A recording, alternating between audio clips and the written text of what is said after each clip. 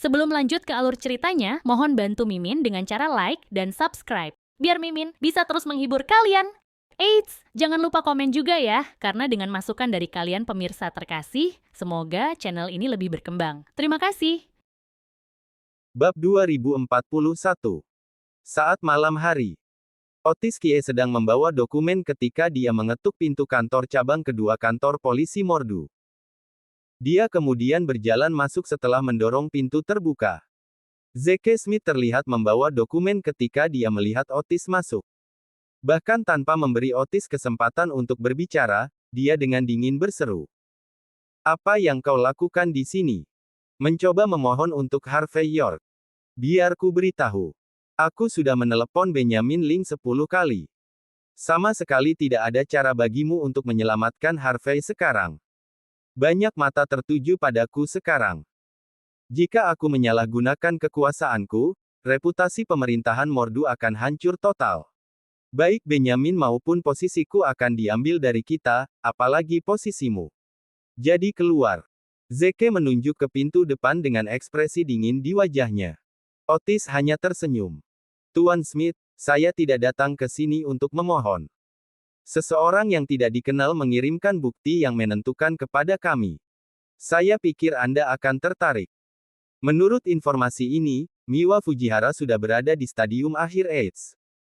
Dia hanya punya beberapa hari lagi untuk hidup. Dia ingin ibunya, Carrie Price, menjalani hidupnya tanpa khawatir. Itu sebabnya dia bergabung dengan orang lain untuk menjebak Harvey. Langkah pertamanya dari rencananya adalah menginfeksi Harvey dengan AIDS. Itu sebabnya dia bertemu dengan Harvey dan sengaja menggunakan kamar mandinya. Tapi jelas, rencananya gagal. Itu sebabnya dia mengambil langkah kedua dari rencananya. Menggunakan kematiannya untuk menyudutkan Harvey. Dari sudut pandang ini, semua bukti yang kami kumpulkan sebelumnya seharusnya palsu. Harvey tidak hanya akan dibebaskan tanpa tuduhan apapun, tetapi polisi juga harus memberinya pernyataan dan permintaan maaf yang adil. Otis mengeluarkan pena perekam di depan Zeke saat dia berbicara, lalu mengklik tombol putar. Selain itu, ada juga gambar dan surat yang dibawa ke depan Zeke. Ekspresi Zeke berubah panik. "Apakah kau yakin ini asli? Apakah ini salinan asli? Apakah sudah dirilis ke publik?" tanya Zeke perlahan. "Saya langsung melapor ke Tuan Ling setelah mendapatkan bukti," kata Otis tenang. "Tuan Ling berkata bahwa Anda akan menangani situasi ini dengan baik setelah mendapatkan barang-barang ini. Dia percaya bahwa Anda akan melakukan hal yang benar." Zeke menyipitkan mata untuk waktu yang lama, lalu mengerutkan alisnya. "Karena itu masalahnya, bisnis adalah bisnis. Suruh seseorang menangani prosedurnya besok pagi dan bebaskan Harvey. Hal lain, umumkan untuk menjelaskan semua yang terjadi. Kirim surat ke kedutaan Island Nation untuk menjamin penangkapan Carrie Price." Otis mengangguk, lalu tanpa sadar bertanya. "Tuan Smith, apakah Harvey tidak bersalah sekarang?" "Tentu saja." Zeke mengerutkan kening sambil tetap menunjukkan sikap bisnisnya yang keras. "Saya mengerti." Otis tersenyum dan meninggalkan kantor, lalu masuk kembali ke dalam Audinya. Setelah duduk di belakang, Otis menggosok pelipisnya sambil menunjukkan ekspresi yang aneh. Hujan deras mengguyur di luar jendela mobil. Keseluruhan Mordu sepertinya langsung ditelan oleh hujan deras. Otis dengan tenang berbicara sambil melihat pemandangan itu. "Hubungi kantor polisi Mordu cabang pertama. Katakan pada mereka untuk segera menyelesaikan prosedur untuk membebaskan Harvey. Ini malam di luar. Katakan padanya untuk selalu berhati-hati." Bab 2042. Di cabang pertama kantor polisi Mordu. Setelah menyelesaikan nasi potongan daging babi yang disiapkan dengan hati-hati oleh Kate Walker dan yang lainnya, prosedur jaminan Harvey York sudah selesai. Kate dan yang lainnya dengan hormat mengawal Harvey ke pintu masuk kantor polisi sambil menunjukkan ekspresi aneh di wajah mereka. Tidak ada yang mengira bahwa semua bukti yang memberatkan Harvey segera dicabut setelah 48 jam tinggal.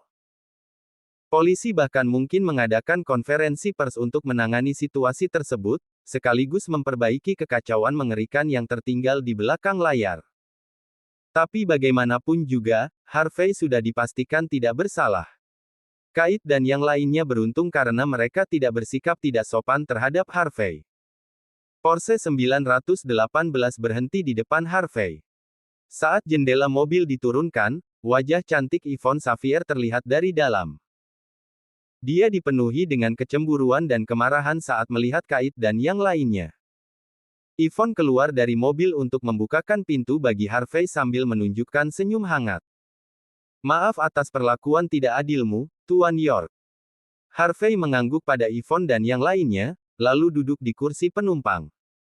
Bagaimana semuanya diperbaiki? Harvey dengan tenang bertanya. Yvonne mengarahkan kemudi ketika dia dengan tenang menjawab. Celah dengan insiden Miwa tidak begitu jelas, tetapi tidak sulit untuk memecahkan kasus ini setelah menemukan motifnya. Kari mungkin akan kabur jika kita memberinya waktu beberapa hari lagi. Harapan kita untuk menyelesaikan kasus ini akan hilang bersamanya. Tapi karena orang-orang di belakang ini agak terlalu terburu-buru untuk mengambil tindakan, ada cukup banyak kelemahan yang terlihat saat seharusnya menjadi rencana yang sempurna. Selain itu, mereka seharusnya tidak pernah menyeret pamanku. Lagi pula, pamanku terlalu mementingkan diri sendiri. Jika dia tidak terlibat dalam situasi ini, mungkin sudah lebih banyak orang yang meremehkanmu. Bagaimanapun, meskipun rencana musuh sangat rumit, ada banyak kelemahan yang terlihat. Itu sebabnya tidak sulit mengeluarkanmu dari situasi ini. Harvey menggulung kaca jendela mobil. Kamu dan aku sama-sama tahu bahwa Hector Thompson adalah dalang di balik semua ini. Karena aku membuatnya marah di pelelangan, dia mau tidak mau menunjukkan kekurangan dalam rencananya yang tampaknya sempurna. Apakah kamu percaya dengan spekulasi itu? Yvonne mengerutkan kening tanpa mengucapkan sepatah kata pun. Karena Hector bergelar salah satu dari 4 tuan muda Walsing, mengapa ada celah besar jika rencananya begitu rumit?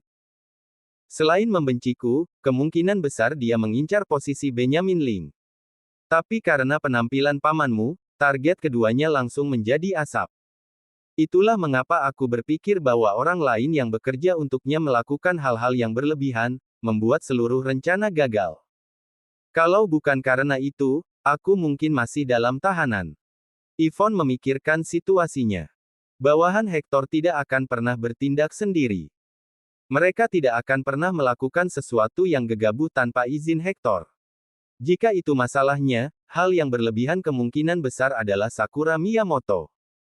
Menilai dari kejadian ini, hubungan Hector dengan Islander tidak sedekat yang kita duga. Kedua belah pihak mungkin masih dalam tahap awal kemitraan. Mereka masih belum cukup percaya satu sama lain. Kalau tidak, hal seperti ini tidak akan terjadi. Harvey memikirkan situasinya dalam-dalam dan kemudian berkata, ini bisa menjadi kesempatan kita. Salah satu alasan Hector datang ke Mordu adalah karena insiden keluarga Smith. Aku tidak pernah mengerti mengapa dia begitu percaya diri dalam menyelesaikan masalah keluarga. Kurasa aku mengerti sekarang. Organisasi pembunuh yang menargetkan keluarga Smith pasti terkait erat dengan Islander. Hector mungkin berhubungan dengan Islander karena pengaturan ini.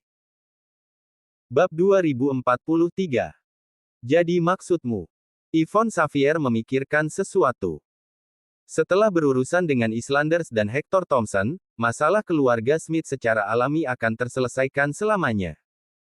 Harvey York menghela napas. Tapi aku yakin mereka tahu tentang ini sekarang jika kita berhasil mengetahuinya.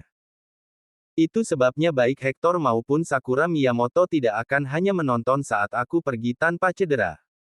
Ekspresi Harvey dan Yvonne berubah panik. Harvey dengan marah menekan paha Yvonne. Sebelum dia bisa merasakan sentuhan halus, Porsche yang awalnya statis di depan lampu lalu lintas bergerak lurus ke seberang jalan. Bang!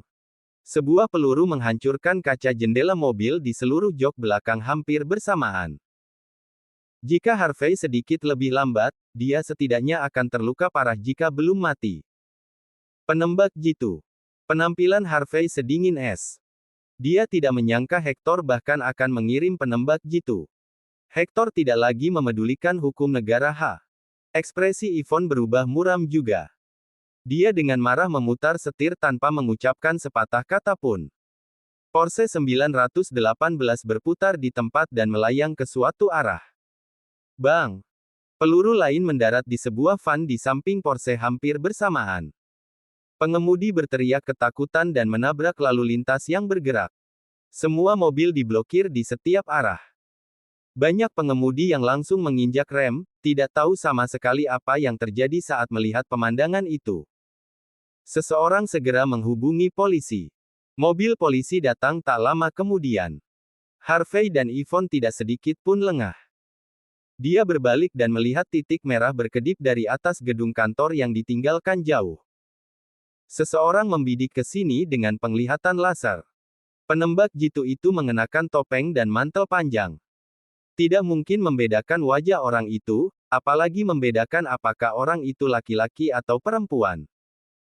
Penembak jitu memiliki cara yang luar biasa dalam menangani senapan saat membidik Harvey. Seolah-olah seluruh kota adalah tempat berburu, dan Harvey adalah mangsanya. Turun. Tinggalkan mobil. Harvey segera mendapatkan ide dan menyuruh Yvonne untuk mengarahkan Porsche langsung ke gang kecil. Peluru lain ditembakkan. Kali ini menabrak ban depan mobil. Karena respon yang tepat waktu, mobil meluncur ke gang dengan sikap aneh. Harvey melepas sabuk pengamannya dan Yvonne lalu melompat keluar dari jendela mobil, berguling ke tanah. Bersamaan dengan suara dentuman yang keras, Porsche tersebut langsung meledak setelahnya. Panggil pengawalmu untuk menjagamu. Keluar dari sini sekarang. Harvey memasang ekspresi dingin.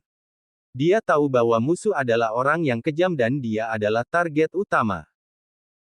Jika Yvonne terus tinggal bersama Harvey, Yvonne tidak hanya akan dibiarkan tanpa perlindungan, dia bahkan mungkin akan terluka. Yvonne akan lebih aman jika dia menjauh dari Harvey untuk sementara waktu. Harvey bergegas keluar dari gang setelahnya, bahkan tidak memberi Yvonne waktu untuk bereaksi. Segera setelah bergegas keluar, Harvey langsung berguling ke arah lain. Penembak jitu mengantisipasi ini dan menembakkan beberapa tembakan lagi, semuanya hampir tidak mengenai tubuh Harvey dalam jarak sehelai rambut. Ini cukup untuk membuktikan betapa menakutkannya penembak jitu itu. Penembak jitu itu sudah jauh di atas bawahan Lucas Jean, LeBron. Bab 2044. Harvey York menunjukkan ekspresi dingin. Dia tidak marah karena kesombongan musuh. Dia terus mengelak sambil memilih rute terpendek menuju gedung perkantoran yang terbengkalai. Begitu. Menarik. Penembak jitu dengan mantel parit panjang bergumam di atas gedung. Dilihat dari suaranya, itu adalah seorang wanita. Penembak jitu melepas topengnya, menunjukkan wajah yang tampak sangat polos sambil tampak sedikit terkejut. Penembak jitu tidak mulai meninggalkan gedung. Dia mengisi ulang senapannya dan memindahkan dudukan senapan tepat ke tempat yang harus dilalui Harvey untuk membangun gedung, siap untuk melakukan pukulan yang menghancurkan. Setelah beberapa detik, penembak jitu itu tiba-tiba melepaskan tembakan. Naluri yang menggerakkan jarinya. Bang! Harvey dipaksa mundur oleh peluru setelah kepalanya mengintip keluar. Batu-batu di atas kepalanya hancur berkeping-keping, berjatuhan. Harvey nyaris ditembak di wajahnya. Setelah melewatkan pukulan dahsyat lainnya, penembak jitu itu menunjukkan ekspresi tegas. Dia semakin tertarik pada Harvey saat itu. Penembak jitu adalah pembunuh terkenal di Island Nation, membunuh semua targetnya hanya dengan satu peluru. Tapi Harvey terus merusak temponya sepanjang waktu. Meskipun dia tidak terpengaruh oleh ini, keinginannya untuk bertarung semakin kuat. Penembak jitu memulihkan ketenangannya dalam sekejap. Dia mengayunkan senapannya dengan marah dan menarik pelatuknya ke arah yang berbeda. Ledakan keras lainnya bisa terdengar. Dia percaya dia bisa memukul Harvey saat dia akan mengintip. Tapi, hanya jaket yang muncul setelah dikirim terbang oleh peluru. Harvey benar-benar pergi.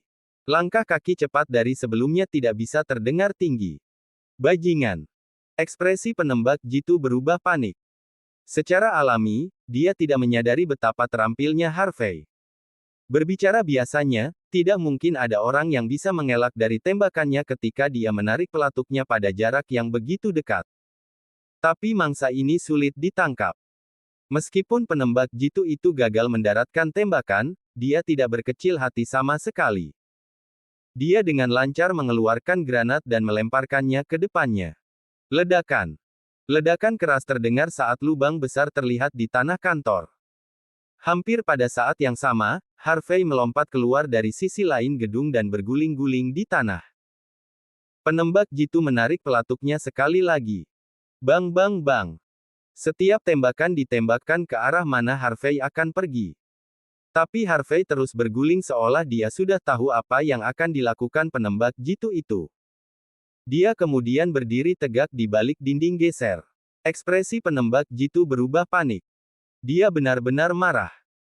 Ini adalah pertama kalinya dia bertarung melawan lawan yang merepotkan untuk pertama kalinya dalam hidupnya sebagai seorang pembunuh. Dia sangat tidak percaya.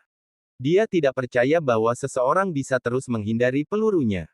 Dinding geser akan ditembus oleh tembakan yang ditembakkan. Tapi Harvey, yang berdiri di belakang tembok, tampak tidak terluka. Harvey berjalan keluar dari dinding sambil menunjukkan senyum hangat. Penembak jitu itu cukup bagus. Tidak ada pertanian atau alasan untuk keahlian menembaknya, membuat Harvey bingung untuk waktu yang lama. Namun setelah terbiasa dengan ritmenya, Harvey lah yang mengambil kendali. Saat Harvey berjalan keluar dari tembok, penembak jitu itu merasa sangat kesal. Seolah-olah keahlian menembak, indera, dan penilaiannya yang andal telah menghilang pada saat ini. Ketakutan yang tak terkatakan bisa dirasakan jauh di dalam hatinya. Dia tahu bahwa dia bukan tandingan Harvey. Tidak ada cara untuk menyelesaikan misi ini. Bab 2045. Harvey York menyilangkan tangan dan maju selangkah. Meski gerakannya tidak terlihat cepat, setiap langkah yang diambilnya sangat jauh. Ekspresi penembak jitu berubah panik setelah Harvey hanya mengambil 3 langkah. Harvey menempuh jarak yang jauh antara dirinya dan penembak jitu hanya dengan beberapa langkah sederhana. Pada jarak sependek itu, upaya pembunuhan penembak jitu telah gagal. Kau kalah. Harvey menunjukkan ekspresi dingin, tanpa emosi. Jika penembak jitu membiarkan target mendekat, itu berarti kematian sudah menimpa mereka. Jika aku jadi kau, aku akan meletakkan senapan dan memohon belas kasihan. Kalau begitu, mungkin aku tidak akan membunuhmu. Kau akan dikirim ke pengadilan perang. Lalu, mungkin nyawamu akan selamat. Penembak jitu menjadi ragu setelah melihat senyum Harvey. Dia dengan marah melemparkan senapannya ke tanah. Tepat pada saat senapan jatuh ke tanah, penembak jitu itu mengayunkan tangannya, memperlihatkan sebuah belati. Dia kemudian menerkam tepat ke arah Harvey. Dentang. Harvey tidak mundur. Sebaliknya, dia mengayunkan tangan kanannya, memperlihatkan sebuah pipa logam yang dia ambil dari tanah tadi. Suara keras dari 2 senjata yang bertabrakan bergema di seluruh. Penembak jitu itu mendengus saat dia mundur beberapa langkah, menunjukkan jejak darah dari sudut mulutnya. Di sisi lain, Harvey bermain dengan pipa logam di tangannya tanpa menunjukkan terlalu banyak emosi. Kau masih ingin berkelahi denganku dalam jarak dekat setelah kau kalah. Apakah kau pikir penembak jitu sepertimu punya kesempatan? Penembak jitu tidak mengatakan apa-apa. Dia menunjukkan ekspresi dingin di wajahnya saat dia mencondongkan tubuh ke depan. Sepertinya kau tidak akan berbicara denganku jika aku tidak menjatuhkanmu. Harvey berhenti tersenyum dan maju selangkah. Ekspresi penembak jitu berubah panik dan dengan cepat melompat ke belakang, lalu mengayunkan tangannya. Selusin senjata rahasia dalam cahaya biru berkilauan terbang keluar dari mantel panjangnya dalam sekejap. Harvey mengayunkan pipa logamnya ke segala arah. Dalam hitungan detik, semua suriken dibelokkan ke tanah. Penembak jitu tidak bisa menahan amarahnya setelah melihat pemandangan seperti itu. Bajingan. Seorang Islander. Kata Harvey dengan tenang. Kalau begitu, kau pasti salah satu bawahan Sakura Miyamoto. Tetapi ketika kau mencoba membunuhku setelah aku dibebaskan dari kantor polisi, apakah kau sudah melapor ke Hector Thompson? Kau tidak takut entah bagaimana akan merusak rencana induk Hector? Nada suara Harvey tenang dan terkendali, tetapi ekspresi penembak jitu terus berubah dengan panik. Dia tetap diam sementara dia mengayunkan tangannya terus-menerus. Penembak jitu melemparkan semua senjata rahasia, anak panah, panah tersembunyi, dan pil racunnya, mengelilingi Harvey. Tapi sama seperti trik lain yang dia lakukan, Harvey sama sekali tidak terluka. Swoosh! Benda lain terbang keluar dari mantel penembak jitu. Harvey mengayunkan pipa logamnya secara naluriah. Dia kemudian mengerutkan kening di saat berikutnya, tanpa sadar melompat mundur. Ledakan. Benda itu meledak, dan pecahan peluru beterbangan di mana-mana. Jika Harvey tidak cukup cepat, dia akan berubah menjadi saringan. Setelah melihat pemandangan itu, Harvey kehilangan minat untuk memainkan permainan kucing dan tikus ini. Dia membuang pipa logamnya dan dengan tenang berseru. Permainan ini berakhir. Harvey maju selangkah dan benar-benar menghilang begitu saja. Dia muncul kembali tepat di depan penembak jitu dan menamparkan wajahnya pada saat berikutnya. Mati. Penembak jitu itu mengerang dengan marah. Dia mengayunkan kedua tangannya ke depan dengan belati di tangan. Penembak jitu itu cepat, tapi Harvey tidak diragukan lagi lebih cepat. Tepat ketika dia hendak mendaratkan serangannya, telapak tangan Harvey sudah mengayun di wajahnya. Tamparan. Seketika, penembak jitu dikirim terbang. Bab 2046. Setelah terhempas sekitar 40 kaki, penembak jitu jatuh ke tanah setelah menabrak runtuhan dinding. Puff! Darah menyembur keluar dari mulutnya. Dia tidak lagi memiliki kekuatan untuk melawan. Pakaiannya juga sudah lusuh dan sobek, memperlihatkan tato di bagian bawah tubuhnya. Harvey York sedikit mengernyit dengan ekspresi khawatir di wajahnya. Sindan Wei. 2 jam kemudian, di sebuah villa di puncak gunung di pinggiran Mordu. Ini adalah salah satu tempat peristirahatan Tyson Woods, dan yang lainnya ditemukan. Meskipun tampak sedikit kumuh, tempat itu terpencil dan sunyi. Sementara Harvey meminum tehnya setelah menikmati kudapan tengah malamnya, Aiden Bauer berjalan keluar dari halaman belakang sambil menggosok tangannya. Pemimpin cabang, Islander berbicara. Aiden melaporkan secara singkat. Namanya Noriko Yamaguchi, salah satu pembunuh dari Sindan Wei Island Nation. Dia berpengalaman dalam menggunakan senjata api, terutama sniper, dan dikatakan bahwa senapan sniper, dan dikatakan bahwa keahlian menembaknya dapat masuk dalam 10 besar dunia.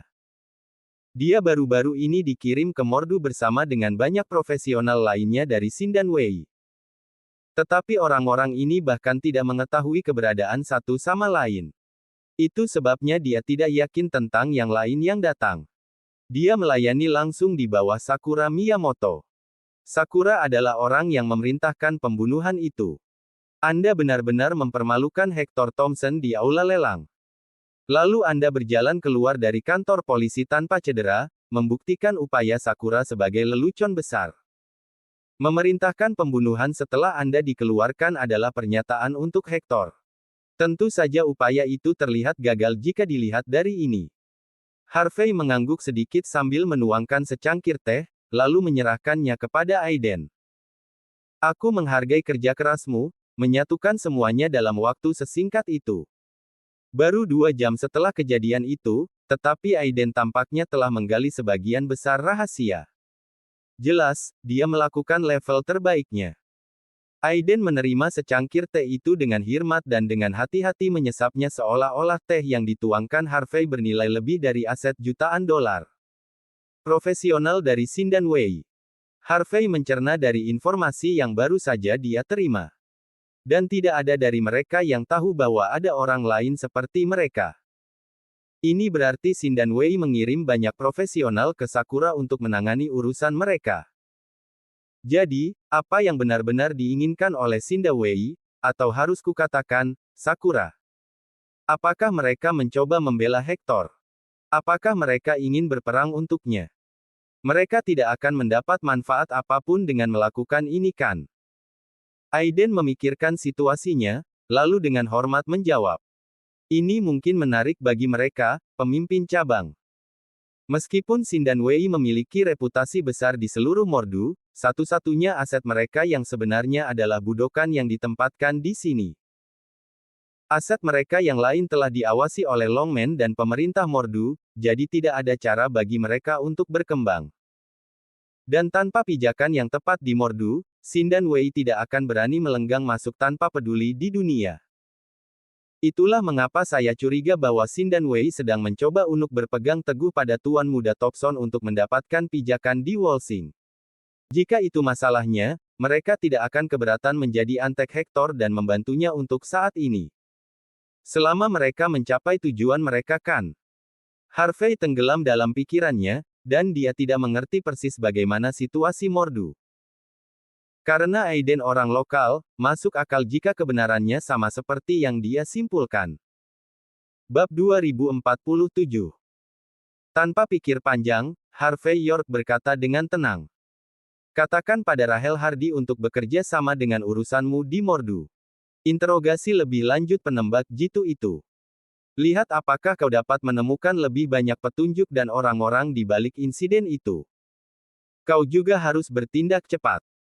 Sesuai keinginan Anda. Aiden Bauer menunjukkan ekspresi tegas. Meskipun dia tidak tahu apa yang ada di pikiran Harvey, dia hanya perlu memenuhi tugasnya karena Harvey menyuruhnya. Setelah kejadian ini, Harvey harus sedikit lebih berhati-hati terhadap Islander. Apakah itu insiden Benjamin Ling, Longman, atau keluarga Smith, jejak Xin dan Wei dari Island Nation menjulang di latar belakang.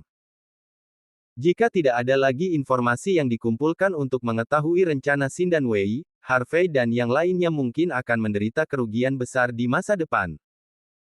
Tepat ketika Harvey masih memberi perintah kepada yang lain, raungan mesin yang keras bergema di luar. Sebuah Toyota Prado langsung merobohkan pintu besi villa di puncak gunung. Toyota Prado dengan warna yang sama segera menyusul. Beberapa ratus pria kuat berbaju hitam keluar dari mobil sambil membawa pedang dari Island Nation. Dalam sekejap, orang-orang itu sudah mengepung seluruh villa. Seorang pria jangkung berjas hitam memimpin kerumunan berjalan dengan ekspresi dingin di wajahnya.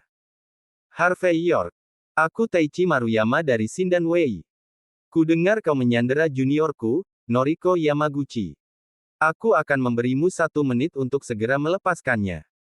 Jika tidak, aku akan meratakan tempat ini dengan tanah dan mencabik-cabikmu. Xin dan Wei tidak takut melakukan apa yang mereka suka di hutan belantara. Ratusan pria itu kemungkinan besar diselundupkan ke negara itu melalui berbagai cara. Suasana yang mengesankan terbentuk ketika orang-orang yang disebut profesional dari Xin dan Wei itu muncul secara bersamaan. Udara semakin intens. Mata Aiden terus berkedut saat ini. Pemimpin cabang, haruskah saya memanggil orang lain? Aiden telah tinggal di Mordu selama bertahun-tahun. Dia tahu dengan kedua matanya bahwa musuh tidak akan mundur semudah itu. Harvey dengan tenang tersenyum. Sepertinya Noriko di sini cukup berharga bagi mereka. Ketika kau menginterogasi wanita itu nanti, pastikan untuk berusaha lebih keras.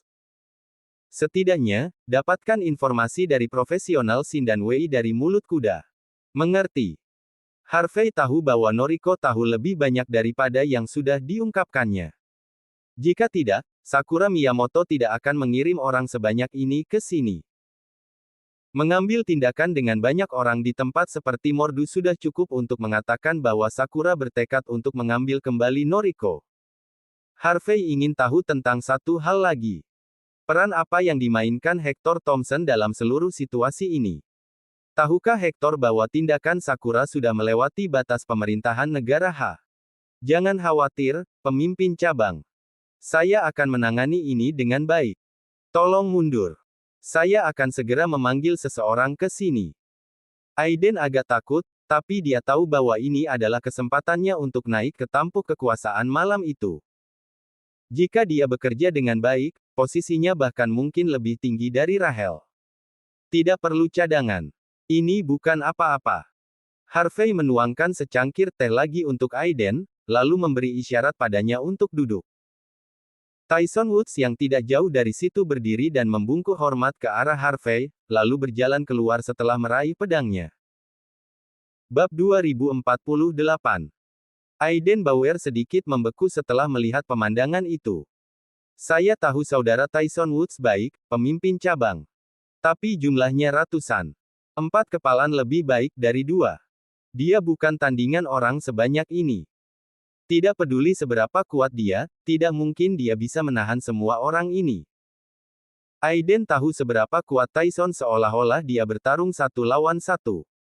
Taichi Murayama tampak sangat sombong. Dia kemungkinan besar tidak akan mampu mempertahankan diri dari 1 pukulan Tyson. Bahkan selusin orang tidak akan cukup untuk melawan Tyson. Tetapi beberapa ratus orang akan dapat menenggelamkannya jika mereka semua meludahinya. Melawan banyak orang ini tidak akan berbeda dengan memiliki keinginan mati. Bahkan Raja Leonidas sendiri beberapa kali hampir tewas dalam pertempuran di Thermopylae. Islander itu akan menuntut Tyson sama sekali tanpa rasa moralitas apapun. Tenang. Ini bukan apa-apa. Kata Harvey dengan tenang. Tyson sudah lama bersamaku.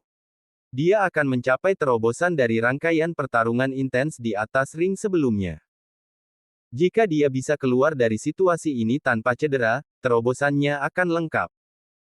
Mulai hari ini dan seterusnya, dia akan dikenal sebagai seorang profesional yang setara dengan Kings of Arms. Kalau begitu, dia akan segera menyusul teman-temannya. Kata-kata Harvey sangat berbobot. Tyson sangat terkejut. Orang lain tidak tahu siapa Harvey, tapi Tyson tahu. Jika kepala instruktur sendiri mengatakan bahwa Tyson dapat mencapai terobosan, maka itu pasti benar. Jika Tyson memenangkan pertempuran, dia akan dianggap sebagai King of Arms. Keinginannya yang telah lama ditunggu-tunggu akan terpenuhi hanya dalam 1 hari. Jika dia kalah, dia akan mati begitu saja. Tidak ada yang perlu ditakuti. Aiden tercengang setelah melihat Tyson keluar dengan acuh tak acuh. Ratusan profesional dari Island Nation ada di luar sana, pemimpin cabang. Ini bukan hanya orang biasa. Mereka pasti sudah berlatih di dojo mereka selama beberapa tahun sekarang. Beberapa bahkan berlatih Kendo Island Nation selama setidaknya 10 tahun. Tidak peduli seberapa bagus saudara Tyson dalam bertarung, bisakah dia menangani semua orang sendirian? Harvey tersenyum dan menepuk pundak Aiden. Kau telah melewatkan usia terbaik untuk berlatih seni bela diri, tetapi kau bisa pergi dan melihatnya sendiri jika kau ingin mencapai sesuatu. Hati seseorang harus dilatih sebelum berlatih seni bela diri. Jika kau mengerti apa yang kau lihat, kau bahkan mungkin akan segera setara dengan Rahel. Tubuh Aiden gemetar, lalu dia berlari keluar untuk melihat halaman belakang. Tyson dengan cepat berkelok-kelok di sekitar kerumunan, menebas musuh 1 per 1. Melihat pedang Tyson mengalir seperti air, berkilauan di bawah sinar bulan, Aiden hampir dibutakan oleh pemandangan itu. Ini masih tidak setara dengan Kings of Arms. Seberapa menakutkan para dewa perang yang legendaris itu. Waktu berlalu dengan cepat. Pada menit ke-10, tubuh Taichi jatuh ke tanah, lumpuh sambil menunjukkan ekspresi penuh ketidakpercayaan. Ingin mengatakan sesuatu, dia berjuang untuk mengangkat kepalanya, tetapi pada akhirnya dia tidak bisa mengucapkan sepatah kata pun. Seluruh halaman belakang benar-benar tenang sekali lagi seolah-olah tidak pernah terjadi apa-apa. Setelah beberapa saat, Tyson berjalan kembali ke dalam dari halaman belakang tanpa setetes darah pun menimpanya, lalu dengan hormat membungkuk di depan Harvey. Saya menerobos, CEO York.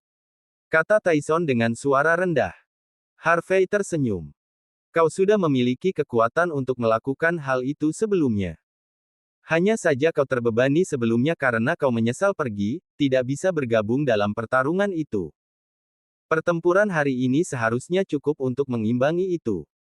Tyson menunjukkan ekspresi serius di wajahnya. Tyson menunjukkan kekaguman terhadap Harvey saat ini. Kepala instruktur tahu segalanya selama ini. Bab 2049.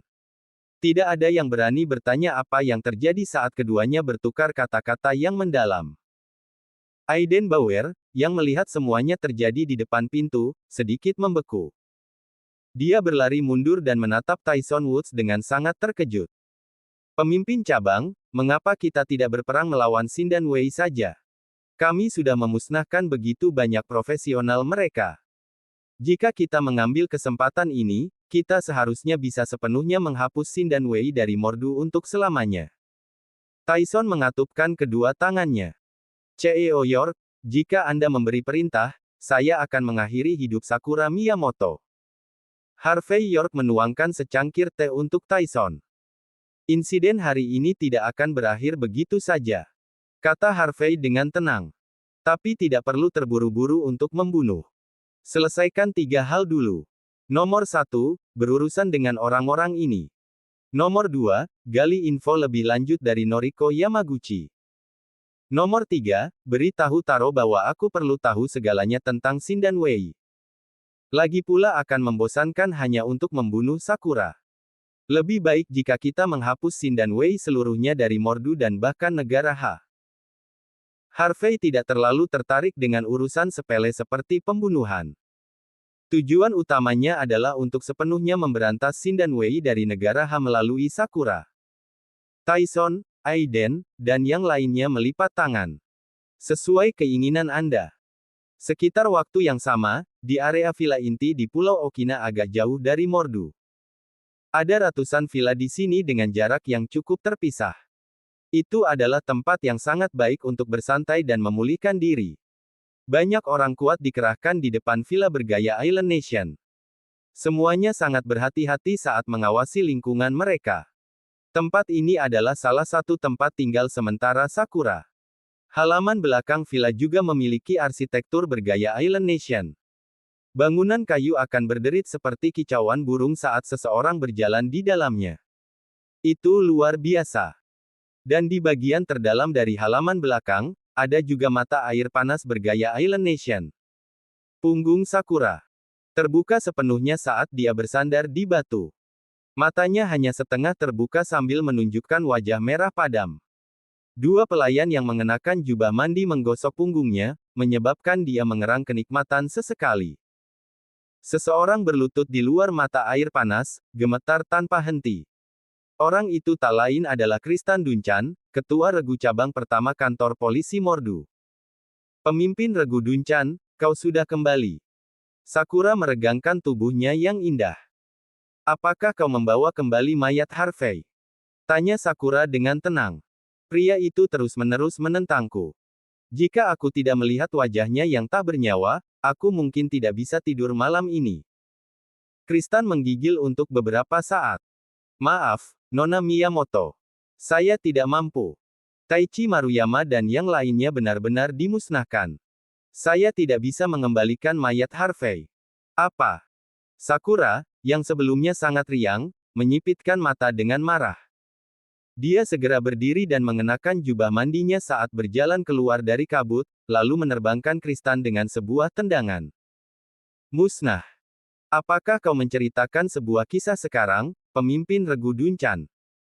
Taichi menggunakan setiap orang yang kami sembunyikan di Mordu sepanjang tahun. Kekuatan seperti ini setara dengan pasukan kecil. Maksudmu, 300 elit semuanya tewas saat melawan Harvey. Apakah kau terlalu banyak menonton televisi? Wajah memikat Sakura kemudian menunjukkan ekspresi ketidakpuasan. Dia tidak pernah meremehkan Harvey. Itulah mengapa dia ingin Taichi pergi keluar dan mengalahkan Harvey dengan kekuatan belaka. Tapi kemudian rencananya tetap gagal. Bab 2050. Katakan padaku, apa yang terjadi? Ekspresi Sakura Miyamoto sedingin es. Aku perlu tahu seluruh prosesnya. Mata Kristan Duncan berkedut panik. Saya sudah membuntuti Harvey York sejak dia meninggalkan kantor polisi. Saya mengikutinya ke villa kecil di puncak gunung di pinggiran. Harvey dan yang lainnya ada di sana. Totalnya kurang dari 10 orang. Saya yakin itu. Ketika saya mengirim pesan ke Taichi Murayama, dia bergegas ke lokasi dalam waktu kurang dari 2 jam. Dia mendobrak pintu villa tepat sebelum 300 orang mengepung tempat itu. Taichi bahkan meminta Harvey melepaskan Noriko Yamaguchi segera. Tapi Harvey tidak menanggapi. Saya melihat seseorang keluar sambil membawa pedang dari jauh. Saya hanya bisa mendengar teriakan setelah itu. Saya tidak berani terlalu dekat karena saya mungkin mengekspos diri sendiri, jadi saya memutuskan untuk memeriksa setelah semuanya tenang lagi. Tapi kemudian, sekelompok besar murid Longmen datang. Kepala Inspektur Cabang Pertama Kantor Polisi Mordu, Otis Kie, juga datang bersama anak buahnya. Karena identitas saya tidak ingin terlalu dekat karena saya tidak ingin menimbulkan kecurigaan, jadi saya datang untuk melapor kepada Anda secepat mungkin. Tapi saya pikir Taichi dan yang lainnya berada di posisi yang buruk saat ini. Bahkan Kristen tidak yakin apa yang terjadi saat itu. Ada 300 orang. Kenapa tidak ada gerakan sama sekali, tiba-tiba? Dia menyesal tidak masuk ke dalam untuk melihat-lihat. Tapi dia tahu betul hidupnya akan hilang jika dia memutuskan untuk masuk. Keluar. Aku sudah lama merawatmu, tapi kau bahkan tidak bisa melakukan satu hal dengan benar saat aku sangat membutuhkanmu. Sakura menendang Kristen ke samping. Dia kemudian memelototi kedua pelayan itu, lalu dengan dingin berseru. Karena kita tidak bisa membunuh Harvey, pertama-tama kita akan berurusan dengan Yvonne Xavier. Bunuh dia. Aku tidak ingin melihatnya hidup lagi. Kedua pelayan itu membeku, lalu dengan ringan mengangguk. Sakura sedikit menyipit, menunjukkan ekspresi tegas namun mengerikan. Dia tahu bahwa dia hanyalah mainan bagi Hector Thompson, bukan wanita sejati. Perhatian Hector tertuju pada Yvonne saat itu. Jika ia berhasil mendapatkan Yvonne, posisi Sakura di hatinya akan semakin memburuk. Demi kepentingan Shin dan Wei dan posisi Sakura, Yvonne tidak seharusnya jatuh ke tangan Hector. Sakura ingin berurusan dengan Harvey terlebih dahulu sebelum melanjutkan rencananya. Tetapi karena Harvey sangat sulit untuk dibunuh, dia memutuskan untuk membunuh Yvonne terlebih dahulu sebelum yang lainnya. Di dalam villa nomor 11, rumah keluarga Malone. Saat Harvey muncul di pintu masuk, ekspresi Juneli sedikit berubah.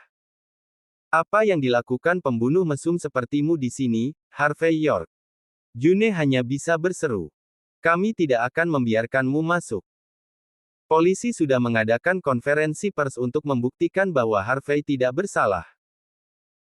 Namun untuk bulan Juni, Harvey masih menjadi penyebab kematian seorang wanita di rumah baru keluarganya. Tinggal di rumah yang sama akan membuatnya merinding di malam hari. Tapi jika dia tidak ingin tinggal di rumah ini lagi, bahkan tidak ada cara untuk menjual vilanya. Karena June tidak bisa membalas dendam dengan Miwa Fujihara, dia hanya bisa menyalahkan Harvey atas semua yang telah terjadi. Meskipun Kelly Malone biasanya merawat Harvey dengan baik, dia terpaksa tinggal di perusahaannya untuk sementara waktu setelah dimarahi habis-habisan oleh istrinya. Hazel Malone juga tahu bahwa Harvey tidak bersalah, tetapi dia masih belum bisa menerima bahwa salah satu teman baiknya telah meninggal. Pada saat itu, tatapan Hazel dipenuhi permusuhan setiap kali dia memandang Harvey.